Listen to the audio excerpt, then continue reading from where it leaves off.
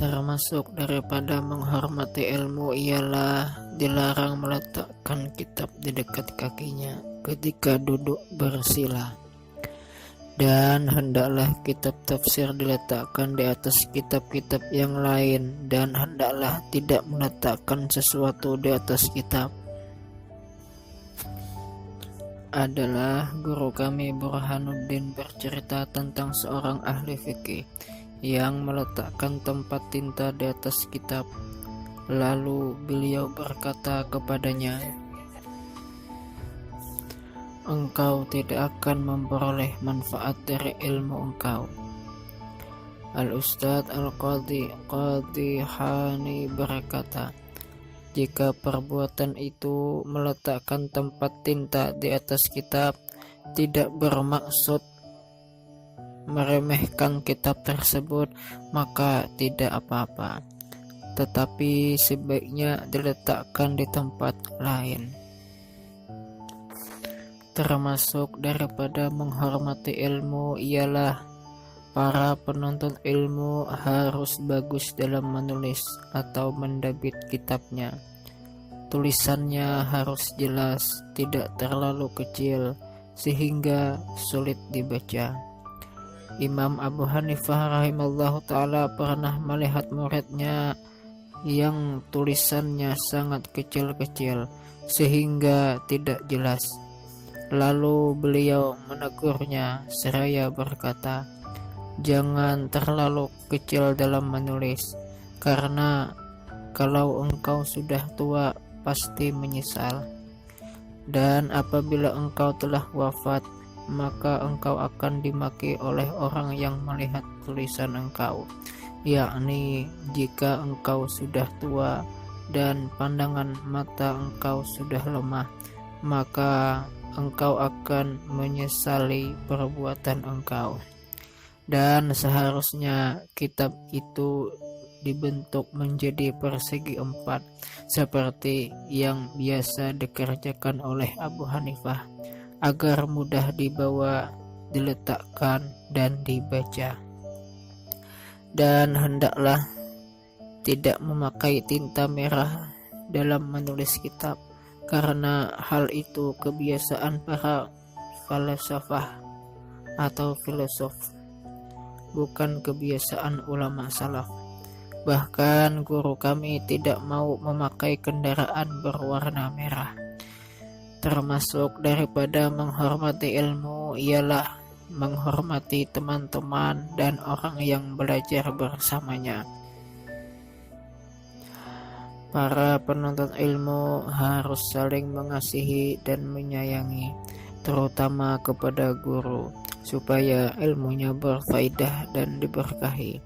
Dan hendaklah bagi penuntut ilmu mendengarkan ilmu dan hikmah dengan rasa hormat, sekalipun ia sudah pernah mendengar masalah tersebut 1000 kali. Dikatakan orang, siapa yang tidak menghormati atau memperhatikan satu masalah walaupun ia pernah mendengarnya 1000 kali, maka ia bukan termasuk ahli ilmu. Dan hendaklah bagi penuntut ilmu tidak memilih bidang ilmu sendiri, tetapi harus menyerahkannya kepada guru, karena guru lebih tahu mana ilmu yang sesuai dengan watak atau kecenderungan muridnya. Syekh Imam Al-Ajal Al-Ustadz Syekhul Islam Burhanul Haq Waddin rahimallahu ta'ala berkata, pada zaman dahulu para penuntut ilmu itu menyerahkan agar persoalan belajarnya, pengajiannya kepada guru mereka,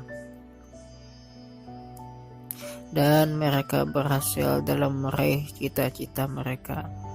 Berbeda dengan sekarang, para penuntut ilmu selalu memilih pengajiannya sendiri. Akibatnya mereka tidak berhasil dalam meraih ilmu dan fikih yang mereka cita-citakan. Diceritakan bahwa Muhammad bin Ismail Al-Bukhari memulai mengaji dari bab sholat di hadapan Muhammad bin Hasan. Lalu gurunya itu berkata, pergilah dan belajarlah ilmu hadis.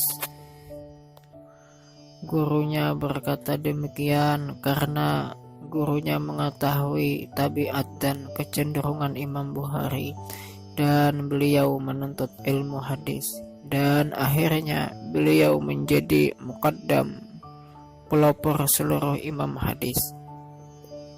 Dan hendaklah bagi penuntut ilmu bahwa tidak duduk di dekat gurunya ketika belajar kecuali darurat. Bahkan sepatutnya ada jarak antaranya dengan guru, kira-kira sepanjang busur panah.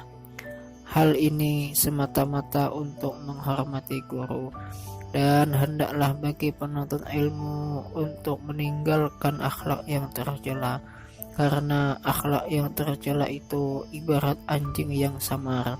Rasulullah bersabda, "La tadkhulul malaikatu baitan fihi suratun aw kalbun." Malaikat tidak mau masuk ke dalam rumah yang ada gambar atau anjing. Padahal manusia belajar itu melalui perantara malaikat. Mengenai akhlak yang tercela ini bisa dilihat dalam kitab-kitab yang menerangkan tentang akhlak.